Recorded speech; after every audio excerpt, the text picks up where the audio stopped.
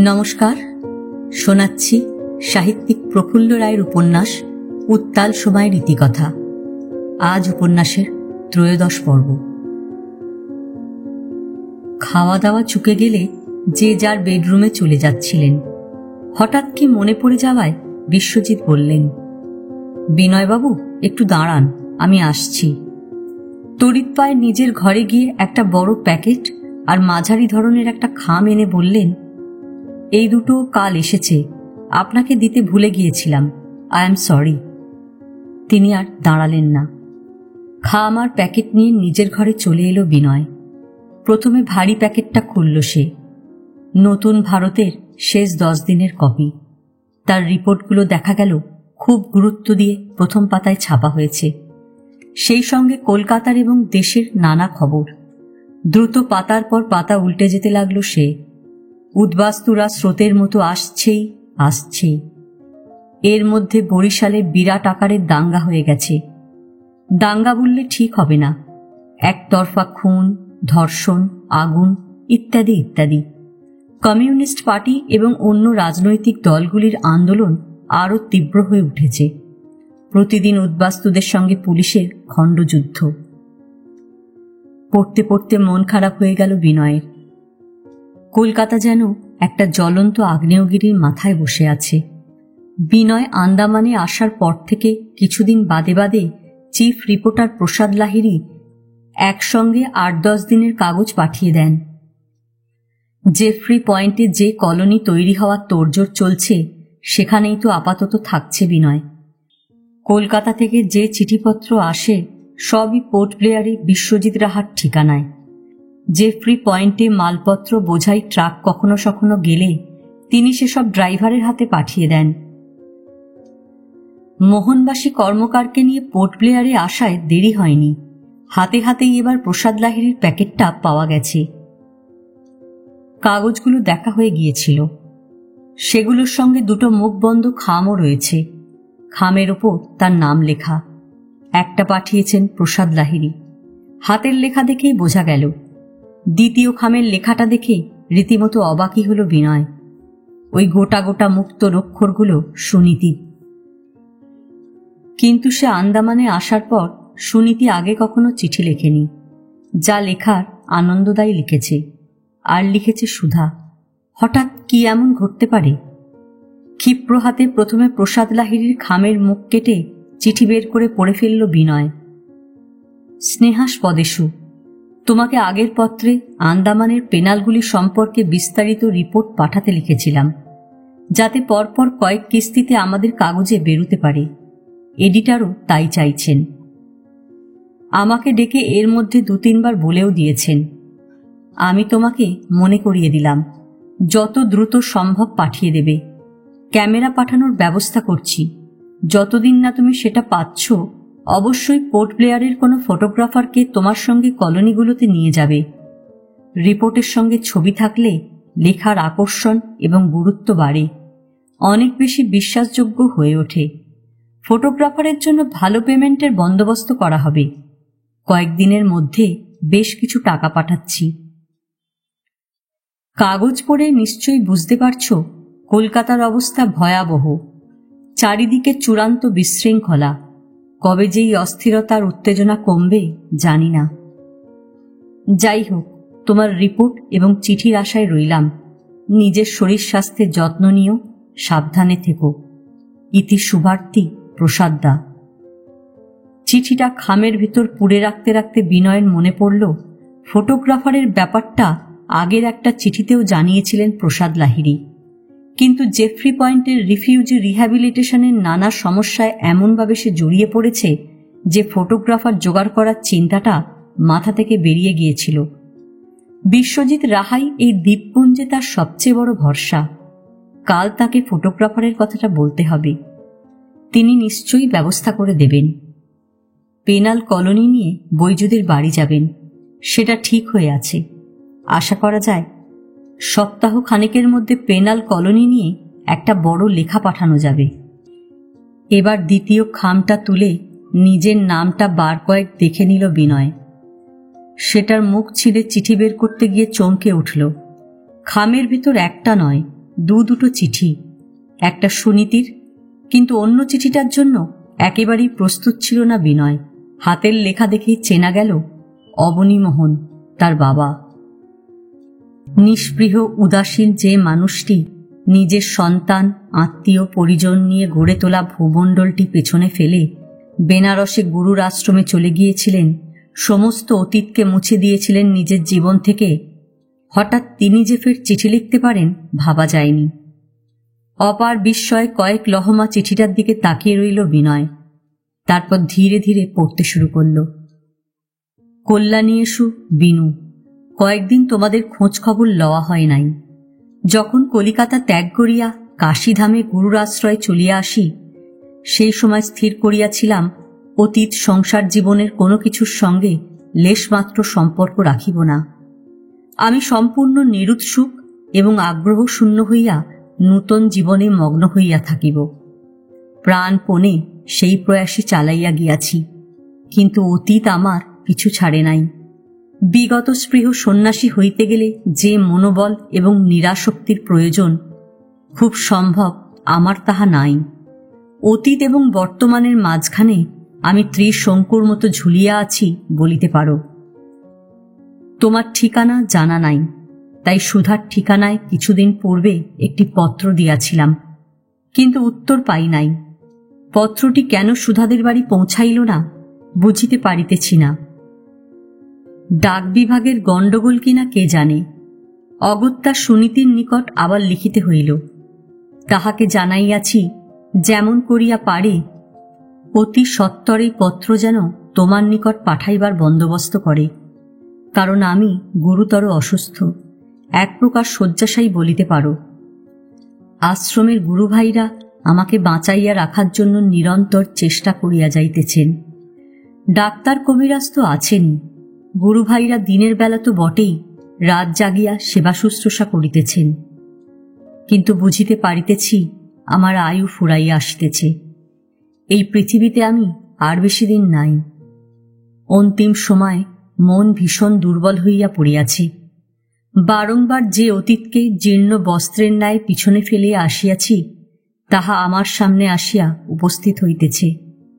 সংসারের কত খুঁটিনাটি যে মনে পড়িতেছে, ভাবিয়া কুলকিনারা পাই না।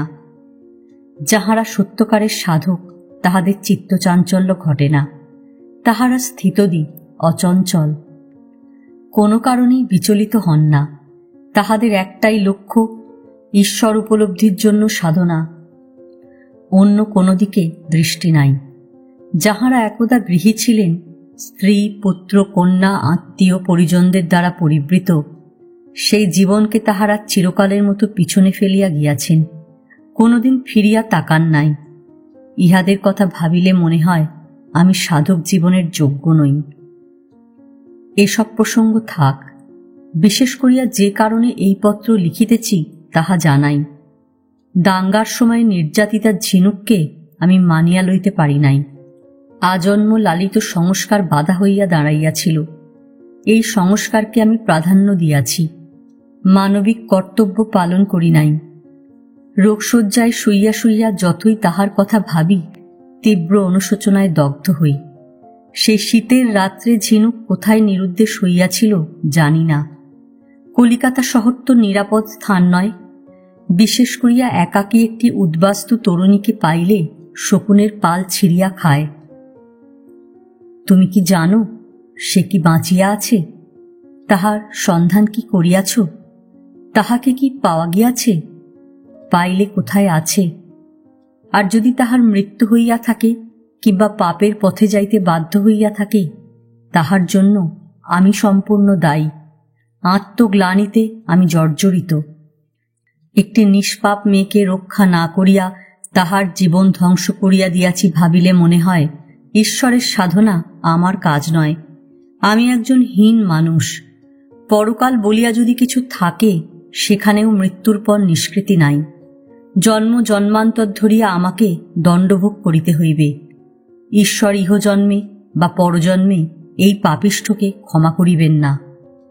আমার বিশেষ অনুরোধ, আমি কলিকাতা হইতে চলিয়া আসার পর যদি ঝিনুকের সন্ধান পাইয়া থাকো, পত্রপাঠ তাহাকে লইয়া একবার কাশী চলিয়া আসিবে। আমি তাহার কাছে করজোড়ে ক্ষমা চাহিয়া লইব। আমার এই শেষ ইচ্ছাটুকু পূরণ করিলে হয়তো কিছুটা হইলেও শান্তি পাইব। গুরুর আশ্রমে আমার একটি অন্য নামকরণ হইয়াছে, কিন্তু গৃহী জীবনের নামটি নিচে লিখিলাম, শুভার্থী অবনীমোহন বসু। চিঠির এক কোণে কাশীতে গুরুর আশ্রমের ঠিকানা লেখা আছে। পড়া শেষ হলে স্তব্ধ হয়ে দাঁড়িয়ে রইল বিনয়। এ কোন অবনীমোহন? সেদিন শীতের রাতে নিষ্ঠুর হৃদয়হীন সংস্কারগ্রস্ত যে কঠোর মানুষটিকে সে দেখেছিল, তার সঙ্গে এই চিঠিটি যিনি লিখিয়াছেন তাকে একেবারেই মেলানো যাচ্ছে না। কাশীতে গিয়ে অবনীমোহনের কি জন্মান্তর ঘটে গেছে? বাইরে সমুদ্রের তুমুল আছাড়ি পিছাড়ি, ঝোড়ো বাতাসের খ্যাপামি, বিনয়ের হৃৎপিণ্ডে তেমন কিছুই যেন শুরু হয়েছে। ঝিনুককে কাশীতে নিয়ে যাওয়ার কথা লিখেছেন অবনীমোহন। আন্দামান দ্বীপপুঞ্জে তার খোঁজ পাওয়া গেছে। মিডল আন্দামানে তার সঙ্গে দেখা করবে সে। অবনীমোহনের চিঠিগুলো তাকে দেখাবে। কিন্তু অপরাধবোধে বিপর্যস্ত সন্তপ্ত একটি মানুষের ব্যাকুলতা ঝিনুককে কি আদৌ টলাতে পারবে? আলো নিভিয়ে একসময় শুয়ে পড়ল বিনয়, কিন্তু চোখ বুঝলেই কি ঘুম আসে?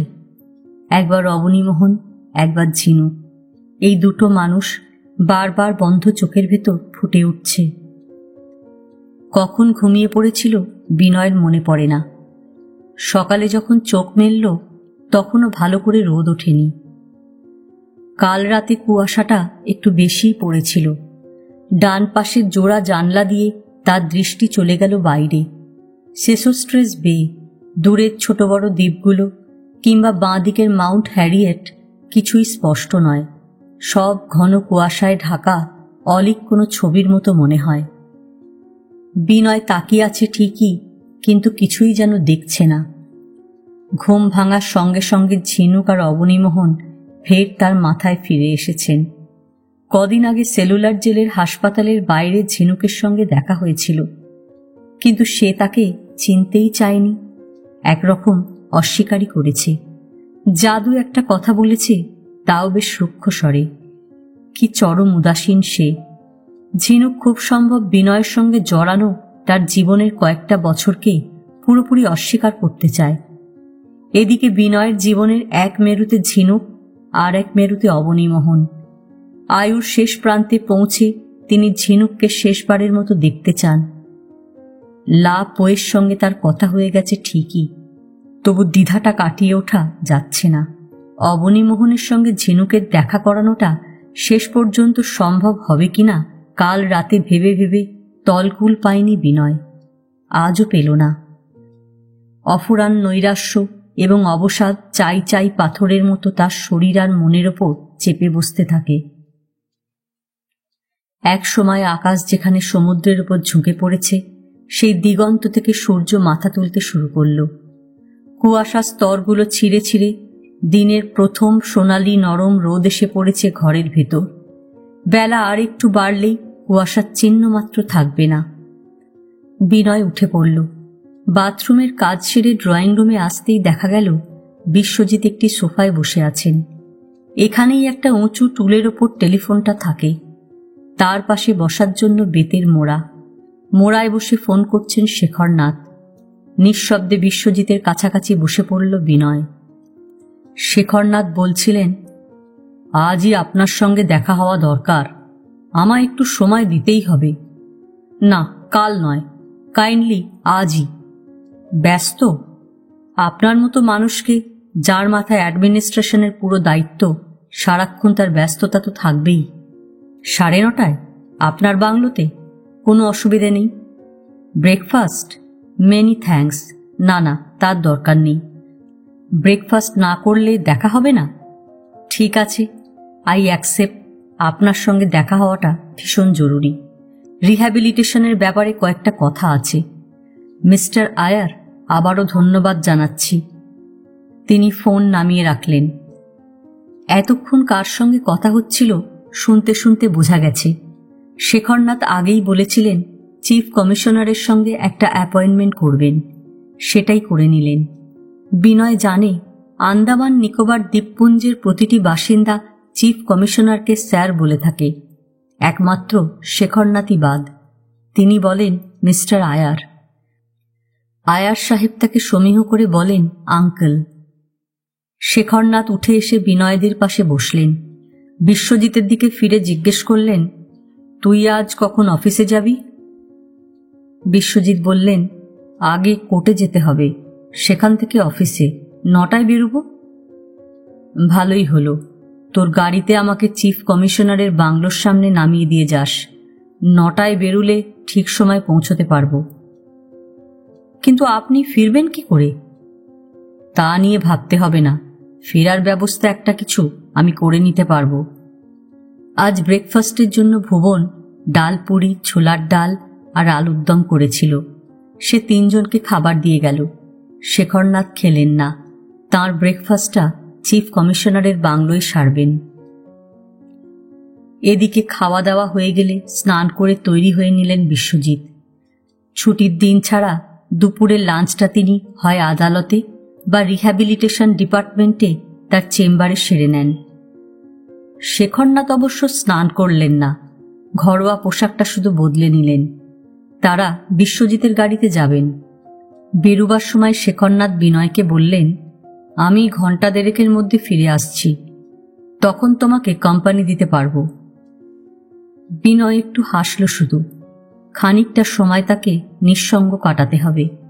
অবশ্য কাজের লোকেরা আছে, কিন্তু তাদের সঙ্গে কি গল্পই বা করবে। ওদিকে মোহনবাসী, তার স্ত্রী জ্যোৎস্না এবং ওদের ছেলেমেয়েরাও সকালের খাবারকে তাদের ঘর থেকে বেরিয়ে এসেছিল। মোহনবাসীর চেকআপের জন্য তারা কালীপদর জিপে হাসপাতালের ডাক্তার চট্টরাজের জুনিয়রদের কাছে যাবে। প্রায় একই সঙ্গে সবাই বেরিয়ে পড়ল। বিনয় ধীরে ধীরে তার বেডরুমে ফিরে এসে ডান পাশের জোড়া জানলার কাছে গিয়ে দাঁড়াল। বাইরে সে চেনা ছবি, ছোট বড় নানা দ্বীপ, পাহাড়, জঙ্গল, ঝাঁকে ঝাঁকে শিগাল আর শেষস্ট্রেস উপসাগর। কিন্তু কিছুই যেন তার চোখে পড়ছিল না। নির্জন কামরায় মাথায় আবার ঝিনুক আর অবনীমোহন ফিরে এলেন কোনো অপ্রতিরোধ্য নিয়মে। চিফ কমিশনারের বাংলোর সামনে শেখরনাথকে নামিয়ে দিয়ে বিশ্বজিৎ আদালতে চলে গেলেন। সেকেলে ওয়েস্টার্ন ওয়াচ কোম্পানির হাতঘড়িটা একবার দেখে নিলেন শেখরনাথ। 9:21। তার অ্যাপয়েন্টমেন্ট 9:30। তিনি আজীবন তার প্রতিটি কাজ, চলাফেরা সব কাঁটায় কাঁটায় সময় মেনে চলেছেন। কচ্চিৎ কখনো তার হেরফের ঘটেছে। বিশাল কম্পাউন্ডের মাঝখানে ছবির মতো দোতলা বাংলো। পিকচার পোস্টকার্ডে এমনটা দেখা যায়। গেটের সামনে 4 জন অবাঙালি পাহারাদার, তাদের কাঁধে বন্দুক। 4 জনই প্রায় একসঙ্গে বলে উঠল, নমস্তে চাচাজি, নমস্তে, অন্দর যাইয়ে। একজন বলল, কমিশনার সাহাব বলেছেন আপনি এলেই যেন অন্দরে নিয়ে যাই। ওরা বললেই কি যাওয়া যায়? এখনো 9 মিনিট সময় দেরি। হাত তুলে হাসি মুখে পাহারাদারদের থামিয়ে দিলেন শেখরনাথ। 9:30 বাজতেই বললেন, চলো। একজন পাহারাদার তাকে সঙ্গে করে বাংলো পর্যন্ত পৌঁছে দিয়ে এলো। সাজানো গোছানো বিশাল ড্রয়িং রুমে অপেক্ষা করছিলেন চিফ কমিশনার। শেখরনাথকে দরজার বাইরে দেখতে পেয়ে উঠে এলেন। সসম্ভ্রমে বললেন, আসুন আঙ্কেল, আসুন। বাঙালিদের যে তিনি কতটা পছন্দ করেন সবসময় তা বুঝিয়ে দেন। কিন্তু এই ধুরন্ধর অফিসার বাকিটা গোপন রাখার কৌশল জানেন। মুখে হাসি ফুটিয়ে মনের বিষের থলি লুকিয়ে রেখে আন্দামানে বাঙালি উদ্বাস্তুদের পুনর্বাসনের যে ব্যাপক পরিকল্পনা নেওয়া হয়েছে, সেটা নানা ফিকিরে কেটে ছেটে যতটা ছোট করা যায় তার মতলব আঁটছেন, এমনটাই অনেকের ধারণা। অর্থাৎ আন্দামান দ্বীপমালা আর একটা বাংলাদেশ হয়ে উঠুক, এটা তিনি চান না। তবে পরাধীন ভারতের বিপ্লবী শেখরনাথকে তিনি শ্রদ্ধা করেন, সেটা যথেষ্ট আন্তরিক বলেই মনে হয়। চিফ কমিশনার শেখরনাথকে হাত ধরে সোফায় বসিয়ে নিজে তার মুখোমুখি বসলেন। মুখে মধুর হাসি ফুটিয়ে বললেন, শরীর ভালো আছে আঙ্কেল? শেখরনাথ বললেন, আছে মিস্টার আয়ার। সাধারণ কিছু কথাবার্তার পর চিফ কমিশনার বললেন, কি একটা আর্জেন্ট আলোচনা আছে বলেছিলেন? একটা ধবধবে উর্দি পরা বেয়ারা কফি, কাজু বাদাম, আখরোট এবং ব্রেকফাস্ট হিসেবে টোস্ট, অমলেট, নানান রকম ফল টল দিয়ে গেল। নিশ্চয়ই তাকে আগে থেকে বলা ছিল। আস্তে মাথা নাড়লেন শেখরনাথ। হ্যাঁ, সেই জন্যই আপনার মতো ব্যস্ত একজন ভিআইপিকে বিরক্ত করা। সামান্য বিব্রত হলেন চিফ কমিশনার। আপনি এলে আমি কখনো বিরক্ত হতে পারি? নিন, খেতে খেতে কথা বলুন। নিজের হাতে কফির কাপটা শেখরনাথের হাতে তুলে দিলেন তিনি। কিন্তু আপনার কফি টফি কোথায়? আমার 8টার ভেতর ব্রেকফাস্ট শেষ হয়ে যায়, এরপর একেবারে লাঞ্চ, তার দেরি আছে। শেখরনাথ আলতো একটা চুমুক দিয়ে বললেন, আপনার অধীনস্থ একজন অফিসার বিশ্বজিৎ রাহার কাকা হিসাবে আজ আমি এখানে আসিনি। এসেছি স্বাধীন ভারতবর্ষের একজন নাগরিক হিসেবে। শোনা যাচ্ছে আমাদের দেশের কনস্টিটিউশনে লেখা থাকবে এই দেশ হবে ডেমোক্রেটিক কান্ট্রি এবং প্রতিটি নাগরিকের বাক স্বাধীনতা থাকবে, সে নির্ভয়ে মতামত প্রকাশ করতে পারবে। চিফ কমিশনার একটু অবাক হলেন। আমিও তাই জানি, কিন্তু এসব কথা উঠছে কেন? আমি সাহস করে জেফ্রি পয়েন্টের রিহ্যাবিলিটেশন সম্পর্কে কিছু বলতে চাই। চিফ কমিশনারের চোখে মুখে হালকা একটু হাসি ফুটল। আপনি ব্রিটিশ ইম্পিরিয়ালিজমের বিরুদ্ধে একসময় আর্মস হাতে তুলে নিয়েছিলেন, কারোকে ভয় টয় পান বলে তো শুনিনি। জেফ্রি পয়েন্ট নিয়ে যা বলার বলুন না। আপনি আন্দামানের সবচেয়ে শ্রদ্ধেয় মানুষ, আপনার মতামতকে এখানকার অ্যাডমিনিস্ট্রেশন যথেষ্ট গুরুত্ব দেয়। আপনি হয়তো শুনেছেন আমি বেশ কিছুদিন জেফ্রি পয়েন্টে রয়েছি। জানি, আপনার ভাইপো বিশ্বজিৎ রাহা আমাকে বলেছেন। ওখানে ডিপি ফ্যামিলিগুলো প্রচণ্ড অসুবিধে আর ভয়ের মধ্যে রয়েছে। চিকিৎসার কোনো রকম বন্দোবস্ত নেই। অসুখ বিসুখ হলে কিংবা কান খাজুরায় কামড়ালে পোর্ট ব্লেয়ারে এনে ভর্তি করানো যে কি কষ্টকর তা বলে বোঝানো যাবে না। কোনো দরকারে যদি ফরেস্ট ডিপার্টমেন্ট কি রিহ্যাবিলিটেশন ডিপার্টমেন্টের মালপত্র নিয়ে ট্রাক সেখানে যায়, তাতে চাপিয়ে রোগীদের পোর্ট ব্লেয়ারে আনা হয়, যেমন আমরা মোহনবাসীকে আনতে পেরেছিলাম, নইলে মৃত্যু অবধারিত। তাছাড়া জেফ্রি পয়েন্টের আশেপাশে আরও কয়েকটি রিফিউজি আর পেনাল কলোনি রয়েছে। আরও নতুন নতুন উদ্বাস্তু কলোনি বসানো হবে। মানুষজন অনেক বেড়ে যাবে। এই তো সেদিন এক উদ্বাস্তুর বাচ্চা হলো। পোর্ট ব্লেয়ারে নিয়ে আসার মতো ট্রাক ছিল না, 5টা পাহাড় পেরিয়ে অন্য একটা কলোনি থেকে ধাই নিয়ে আসতে হলো। এভাবে তো চলতে পারে না। জেফ্রি পয়েন্টে একটা হাসপাতাল বসানো খুব জরুরি। তাতে ওই কলোনিরই শুধু নয়, চারপাশের অন্য উদ্বাস্তু আর পেনাল কলোনিগুলোরও যথেষ্ট উপকার হবে। আপনার সঙ্গে আমি একমত। সেরকম পরিকল্পনা গভর্নমেন্টের আছে। গভর্নমেন্টের 12 মাসে নয়, 38 মাসে বছর। কোনো পরিকল্পনা করলে তা শুরু হতে যুগ যুগান্তর কেটে যায়। জেফ্রি পয়েন্টের হাসপাতালটা কিন্তু ফেলে রাখা চলবে না। চিফ কমিশনার মনোযোগ দিয়ে শুনলেন। বললেন, যত তাড়াতাড়ি সেটা হয় আমি দেখব। তবে সবকিছু আমার উপর নির্ভর করে না। ফান্ড আসবে দিল্লি থেকে, তাদের বারবার রিমাইন্ডার পাঠাতে হবে। কফি জুড়িয়ে আসছিল। কয়েক চুমুকে বাকিটা শেষ করে ফেললেন শেখরনাথ। কাপটা নামিয়ে রেখে টোস্টে কামড় দিয়ে শুরু করলেন। জারোয়াদের নিয়ে একটা মারাত্মক প্রবলেম শুরু হয়েছে, তা কি আপনি জানেন? কি প্রবলেম বলুন তো? ওরা ওই অঞ্চলের জঙ্গলের আদি বাসিন্দা, থাকে উত্তর আর পশ্চিমের দিকের একটা এলাকা জুড়ে। জঙ্গল কেটে রিফিউজি কলোনি বসানো হচ্ছে, এটা ওরা কিছুতেই মেনে নিতে পারছে না। একেবারে ক্ষেপে উঠছে। বুশ পুলিশরা পাহারা দেয় ঠিকই, কিন্তু তাদের পরোয়া না করে কলোনিতে ঢুকে হামলা চালাচ্ছে। চিফ কমিশনারকে চিন্তিত দেখায়। এটা একটা বড় সমস্যাই। এই সমস্যাটা ফেলে রাখা যায় না। কিন্তু সমাধান হবে কিভাবে? আপনি কিছু ভেবেছেন আঙ্কেল? ভেবেছি। ওখানে জাঙ্গল ফেলিং বন্ধ করতে হবে। অরণ্য হচ্ছে জারোয়াদের বাসস্থান। সেটা যত ছোট হতে থাকবে ওদের ক্রোধ তত বাড়বে। কিন্তু আঙ্কেল, শেখরনাথ তাঁর দিকে তাকালেন, কিছু বললেন না। চিফ কমিশনার একটু ভেবে বললেন, জঙ্গল না কাটলে রিফিউজি সেটেলমেন্ট হবে কি? ইস্ট পাকিস্তানের হাজার হাজার ডিপি ফ্যামিলিকে ওয়েস্ট বেঙ্গল থেকে এখানে নিয়ে আসার ব্যবস্থা হয়েছে। তাদের কিভাবে চাষের আর বাড়িঘর তৈরির জমি দেওয়া সম্ভব?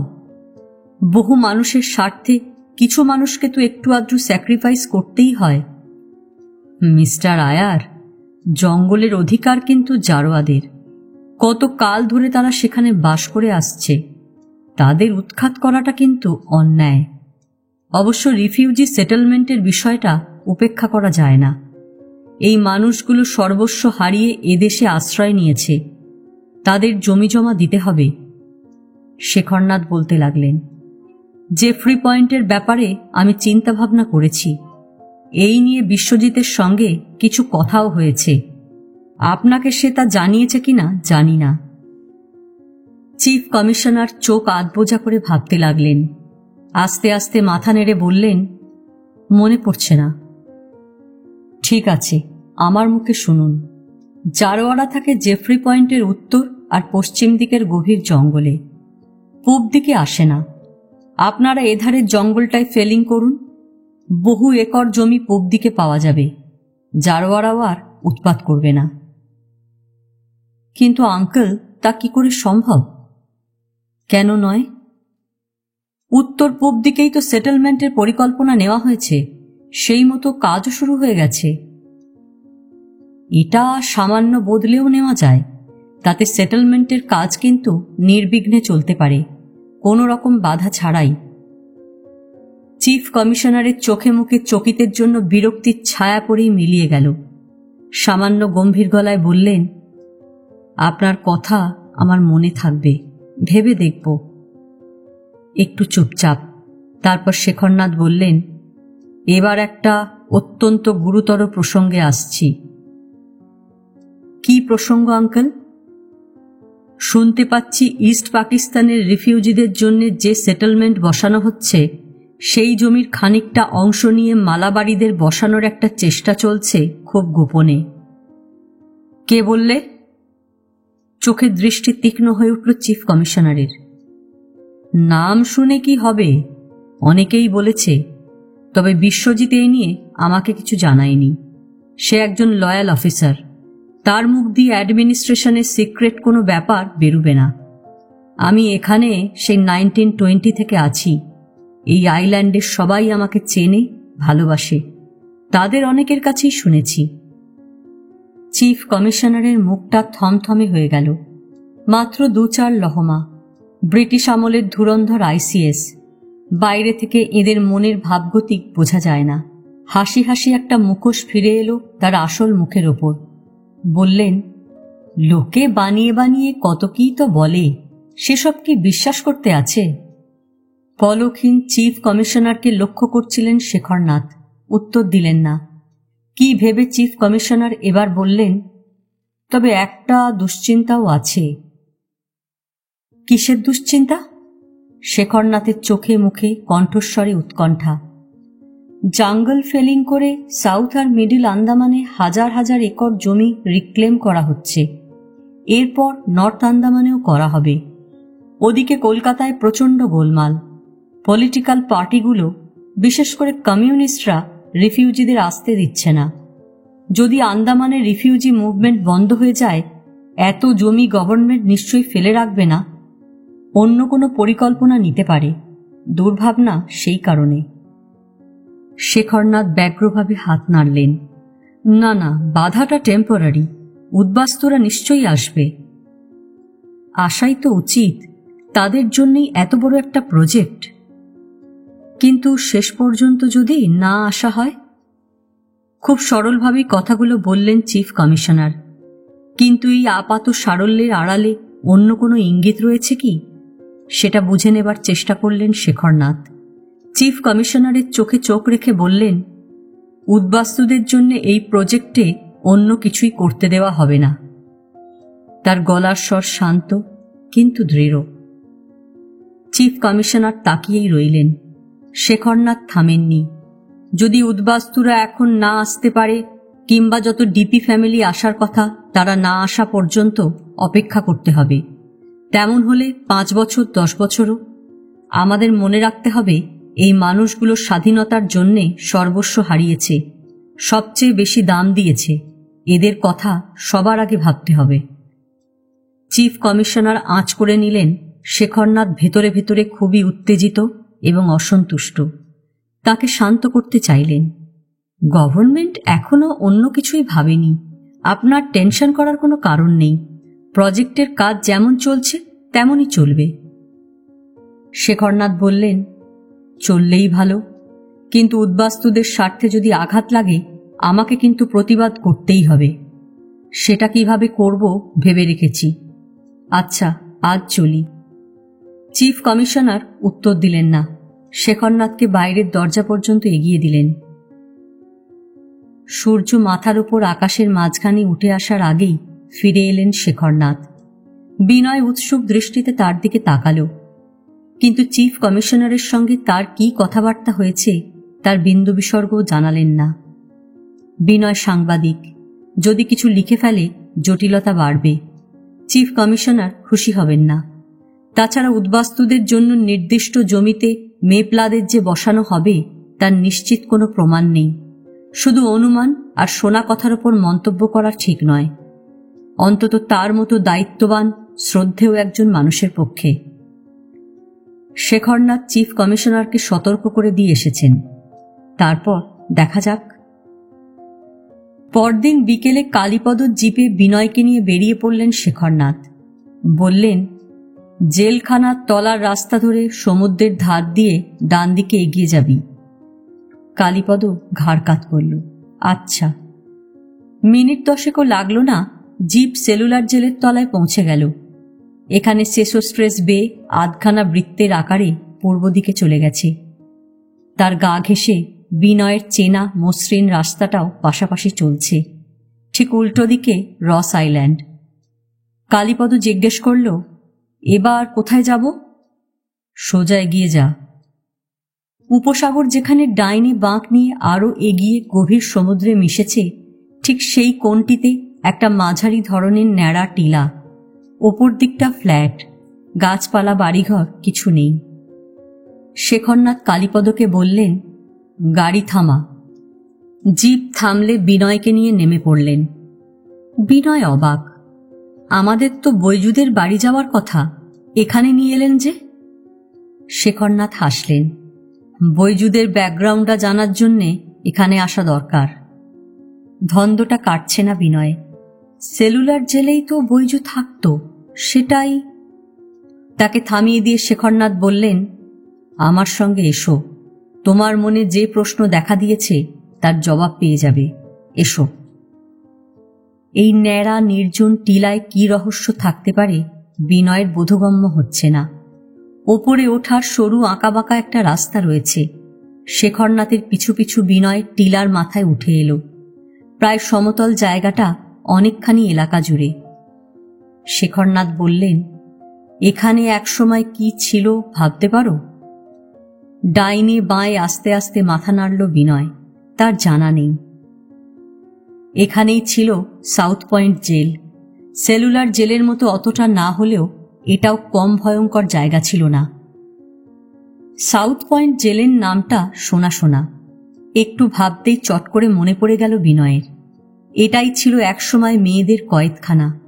তার সারা শরীরে শিহরণ খেলে গেল।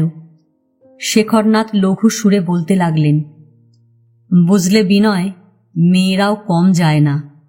বৈজুদের মতো মহাপুরুষেরা 2-4টে খুন করে সেলুলার জেলের চালান হয়ে আসত। তেমনি সেই নর্থ ওয়েস্ট ফ্রন্টিয়ার প্রভিন্স থেকে বার্মা পর্যন্ত আনডিভাইডেড ইন্ডিয়ার নানা অঞ্চল থেকে মহামানবীদের কালাপানির জেলখানায় নিয়ে আসা হতো। এদের লাইফ হিস্ট্রিও খুবই গ্লোরিয়াস। কেউ 2-3 জনের মাথা না নামিয়ে এখানে আসেনি বলে হাসতে থাকেন। বিনয় শুনতে লাগল, কোনো প্রশ্ন করল না। শেখরনাথও থামেননি। ইংরেজদের মহত্ব আছে, তারা কোনো মহিলা বিপ্লবীকে সাউথ পয়েন্ট জেলে টেনে আনেননি। খুনি মেয়ে কয়েদিদের নিয়েই এই জেলখানা নরক গুলজার হয়ে থাকত। ইংরেজরা খুব সম্ভব 1930-তে এই জেলখানা বন্ধ করে দেয়। পরে বিশাল বিল্ডিংটা ভেঙে গুঁড়িয়ে দেওয়া হয়েছিল। আন্দামানের একটা ঐতিহাসিক ল্যান্ডমার্ক চিরকালের মতো নিশ্চিহ্ন হয়ে যায়।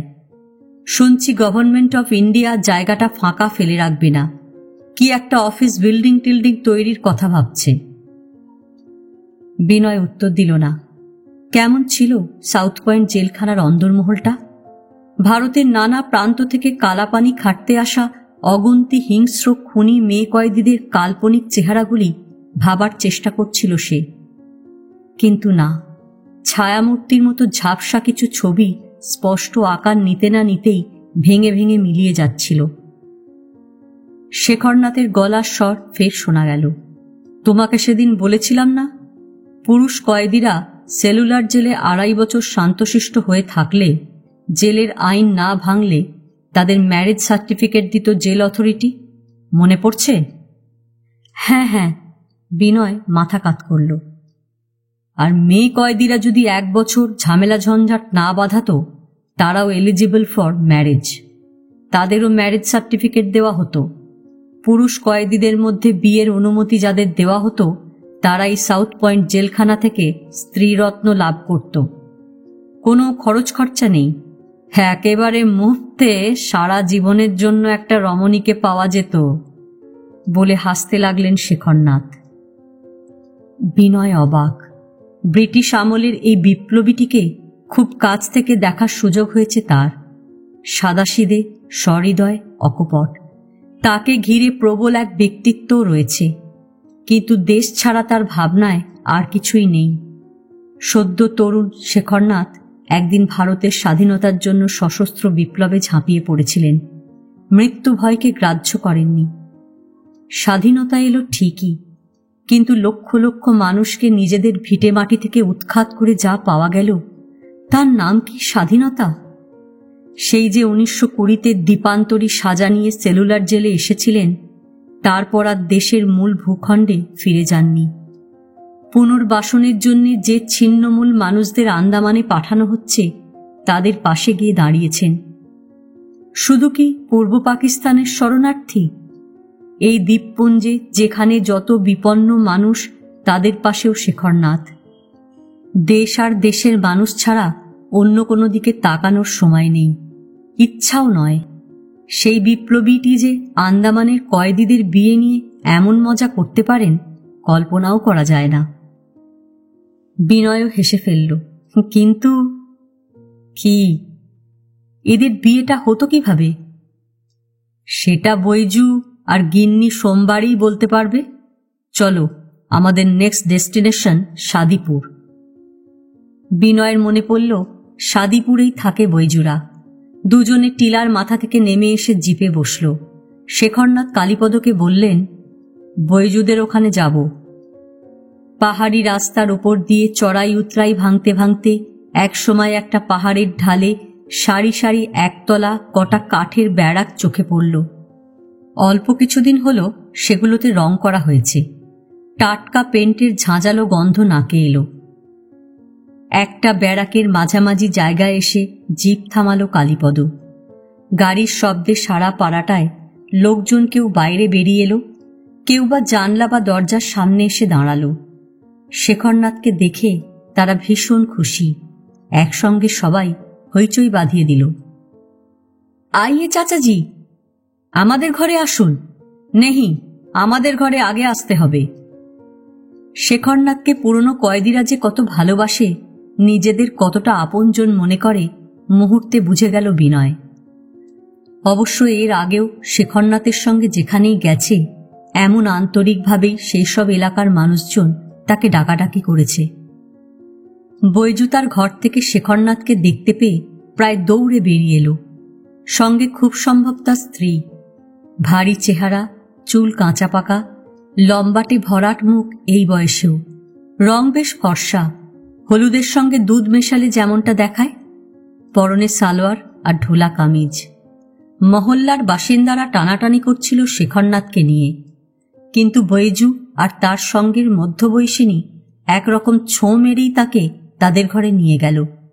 বিনয়কে বলল, আইয়ে, চাচাজির সঙ্গে এসেছেন, বহুত খুশি হয়েছি। পাশাপাশি দুটো ঘর, রান্নাঘর, চান করার ঘেরা জায়গা, এইটুকু চোখে পড়ল বিনয়ের। আন্দাজ করে নিল অন্য সব বাসিন্দাদের জন্য এই রকম বাসস্থানের ব্যবস্থা।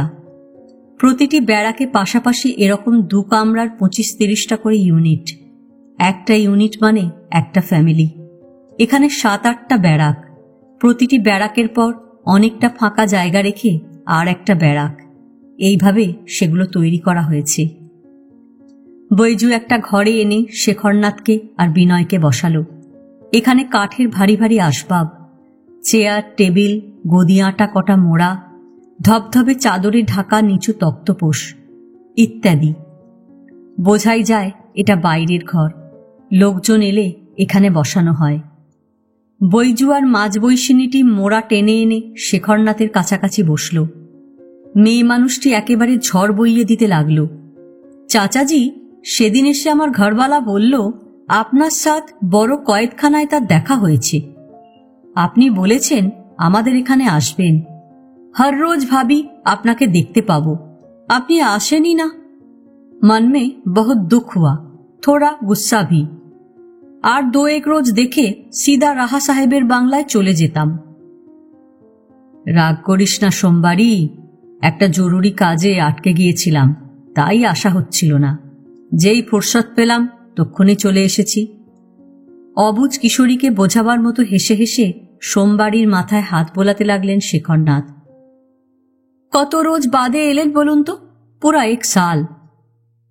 কি যে বলিস, 3 মাস আগেই তোদের সঙ্গে দেখা করে গেছি।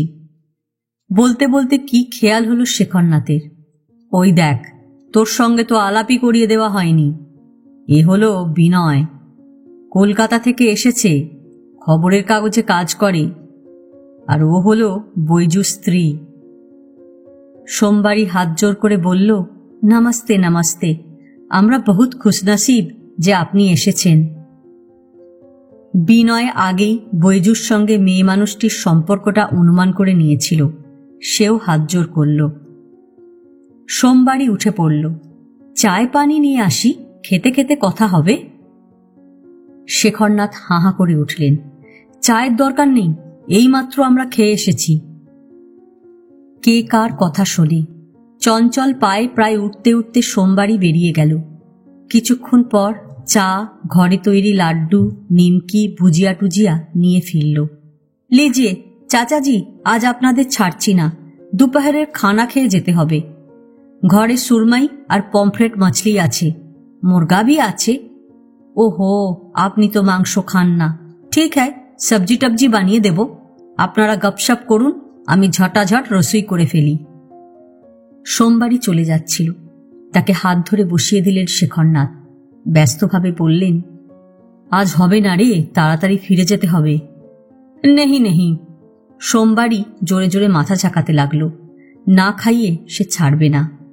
অনেক বুঝিয়ে সুজিয়ে তাকে শান্ত করা গেল, তবে কথা দিতে হলো অন্য একদিন শেখরনাথ বিনয়কে নিয়ে এসে খেয়ে যাবেন। চা খেতে খেতে কিছুক্ষণ পুরনো দিনের স্মৃতিতে মশগুল হয়ে গেলেন শেখরনাথ, সোমবারী আর বৈজু। সেলুলার জেলে দিনগুলো কিভাবে কেটেছে তাই নিয়ে কত গল্পগাছা। কি প্রচণ্ড দাপট যে ছিল পেটি অফিসার, টিন্ডাল আর ওয়ার্ডারদের। আর ব্রিটিশ পুলিশ অফিসারদের দেখলে হাড় হিম হয়ে যেত দুর্ধর্ষ কয়েদিদের। পান থেকে চুন খসলে পুরো একদিনের খানা বন্ধ, কি টিকটিকিতে চড়িয়ে চাবুক মারার হুকুম। কয়েদিরা বড় রকমের গোলমাল করলে হাতে পায়ে ডান্ডা বেড়ি লাগিয়ে সলিটারি সেলে তালা বন্ধ করে রাখা হতো। আরও কত রকমের নির্যাতন। সাধারণ কয়েদি হোক বা অগ্নিযুগের বিপ্লবীরা, তাদের সবাইকে রোজ নারকেলের ছোবড়া পিটে 2 সের সরু তার বা হাত দিয়ে ঘানি ঘুরিয়ে ঘুরিয়ে 15 সের নারকেল কি সর্ষের তেল বের করতে হতো। 1 ছটাক কম হলে একবেলার খাওয়া বন্ধ, ইত্যাদি ইত্যাদি। বৈজু অন্যের গলার শটটর হুবহু নকল করতে পারে। ব্রিটিশ অফিসার, টিন্ডাল বা ওয়ার্ডাররা কে কেমন করে কথা বলতো, চলাফেরা করত, নোংরা নোংরা গালাগালি দিত, খেপে গেলে তাদের চোখ মুখের চেহারা কিরকম হয়ে যেত, কখনো বসে কখনো উঠে দাঁড়িয়ে নানান রকম অঙ্গভঙ্গি করে দেখাতে লাগল। বৈজুর কাণ্ড কারখানা দেখে সবাই হাসতে থাকে। সবচেয়ে বেশি হাসছিল সোমবারই। হাসতে হাসতে তার সারা শরীর বেঁকে চুরে যাচ্ছিল। এমন যে রাশভারী শেখরনাথ, তার মুখেও হাসি। বললেন, বৈজুটা একটা মহাবিচ্ছু। সেলুলার জেলের অন্দরমহলের কয়েদিদের জীবন কিভাবে কেটেছে আগেই জেনে গেছে বিনয়। শেখরনাথ তাঁকে খুঁটিনাটি সমস্ত বলেছেন, কিন্তু সাউথ পয়েন্ট জেলের অন্তঃপুরটা সম্বন্ধে তিনি কিছু জানাননি। বলেছিলেন সাদিপুরে গেলে সব জানা যাবে। বিনয় বারবার সোমবারের দিকে তাকাচ্ছিল। শেখরনাথ বিনয়কে লক্ষ্য করেছিলেন। তার মনোভাব অনুমান করে সোমবারীকে বললেন, কলকাতার পত্রকার সাউথ পয়েন্ট জেলের কথা শুনতে চাইছে, নে বল। সোমবারীর হাসির তোর কমে গিয়েছিল। একটু ভেবে যা বলল, মোটামুটি এই রকম। মরদদের ফাটক আর জেনানা ফাটকের মধ্যে ফারাক নেই বললেই হয়। সেলুলার জেলের কয়েদিদের শুধু সেলুলার জেলেই আটকে রাখা হতো না, অনেককে পুলিশ পাহারায় সকালে বাইরে নিয়ে যাওয়া হতো। তাদের দিয়ে পোর্ট ব্লেয়ারের সড়ক বানানো, বন বিভাগ বা শিপিং ডিপার্টমেন্টের কাজ করিয়ে সূর্যাস্তের আগে আগে পাহারা দিয়ে ফের সেলুলার জেলে ফিরিয়ে আনত পুলিশের দল। কিন্তু জেনানা ফাটকের বন্দিনীদের কখনো বাইরে বেরোতে দেওয়া হতো না। তফাৎ এটুকুই, নইলে আর সব একই রকম। তাদেরও নারকেল ছোবড়া পিটে তার এবং ঘানি টেনে তেল বের করতে হতো। সাউথ পয়েন্ট জেলেও টিন্ডাল, পেটি অফিসার, ওয়ার্ডার এবং ব্রিটিশ পুলিশ অফিসার মিলিয়ে বিভীষিকার রাজত্ব। বিনয় যেখানেই যায় সঙ্গে পেন এবং নোট বই থাকে। সোমবারীর কথাগুলো সে টুকে টুকে নিচ্ছিল। একসময় সোমবারী চুপ করল। একটু নীরবতা। তারপর শেখরনাথ বললেন, আমি হয়তো তোদের এখানে 2-1 দিন পরে আসতাম। বিনয়ের জন্যে আজই আসতে হলো। ও তোদের কাছে একটা ব্যাপার জানতে চায়। সেটা আমার ভালো জানা নেই, তাই বলতে পারিনি, তোরাই বল। বৈজু বলল, হ্যাঁ হ্যাঁ চাচাজি, কি ব্যাপার বলুন। বিনয় জানতে চায় আন্দামানে ইংরেজ আমলে মেয়ে কয়েদিদের সঙ্গে পুরুষ কয়েদিদের কিভাবে শাদী হতো। বৈজু কথা বলতে ভীষণ ভালোবাসে। উৎসাহে তার চোখ জলজল করতে থাকে। বলল, হেহি বাত চাচাজি, গার্মিনের সেসব কানুন মেনে সোমবারীকে আমি শাদী করেছি। অন্য কয়েদিদেরও সেইভাবেই হয়েছে। শেখরনাথকে বেশ উৎসুক দেখালো। এই ধরনের বিয়ের ব্যাপারটা তার প্রায় অজানা। বললেন, তোদের শাদীর কথাটাই শোনা যাক। বৈজু বিনয়ের দিকে তাকালো। ভাই সাব, আপনি কি জানেন কালাপানির মরদ কয়েদিরা যদি 2.5 সাল ঝামেলা ঝঞ্ঝাট না করত, জেলখানা থেকে তাদের ম্যারিজ সার্টিফিকেট দেওয়া হতো। আর জেনানাদের বেলা টেইম আরও কম, সিরিফ 1 সাল। বিনয় বলল, শুনেছি, কাকা বলেছেন। এই ম্যারেজ সার্টিফিকেট ছাড়া শাদী করা যেত না। আমি একদিন সেটা পেয়ে গেলাম। পুরা জিন্দেগির জন্য কালাপানি খাটতে এই জাজিরায় এসেছি। আমাদের মতো কয়েদিদের দুলহান তো আসমান থেকে নেমে আসবে না। দেশ থেকেও জাহাজে চেপে কেউ এসে গলায় মালা চড়াবে না। তাহলে দুলহান মিলবে কোথায়? শুনলাম সাউথ পয়েন্ট কয়েদখানার কোনো জেনানাকে শাদী করতে হবে। আরও শুনলাম শাদীর পর আর কয়েদখানাতে আমাকে ঢোকানো হবে না। আমাকে ঘর দেওয়া হবে, নৌকরিও পাবো, তলব মিলবে, নিজের औरत নিয়ে সেখানে থাকবো। দিল তো বহুত খুশ হো গিয়া, লেকিন। অফুরান আগ্রহ নিয়ে শুনে যাচ্ছিল বিনয়। জিজ্ঞেস করল, লেকিন কি? গভর্নমেন্ট আমাকে সার্টিফিকেট দিয়েছে, শাদী না করলে যদি ইংরেজ আফসাররা টিকটিকিতে চড়িয়ে চাবুক মারে কি ভান্ডা বেড়ি পরিয়ে কয়েদখানার কুটুরিতে ঢুকিয়ে রাখে। 2 রাত ভেবে ভেবে আঁখে নি দিল না। মনে হলো যা হবার তাই হবে, শাদী করব। না করলে গভর্নমেন্ট আমাকে ছাড়বে না। ঝুট বলবো না, আমার মনেও শাদীর খোয়াব ছিল। কথা বলতে বলতে দম নেবার জন্য একটু থামল বৈজু। জোরে জোরে বার কয়েক শ্বাস টানল, ফের শুরু করল। এতোয়ার সাউথ পয়েন্ট কয়েদখানায় ম্যারিজ প্যারিড হতো।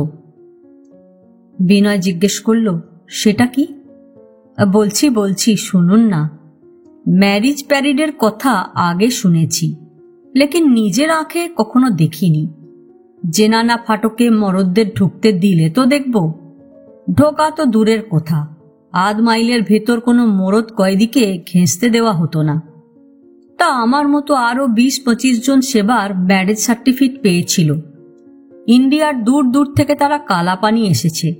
बंगाली, पठान, बर्मी, पंजाबी, बिहारी, मद्राजी के नहीं, हिंदू, मुसलमान, ख्रिस्टान भी।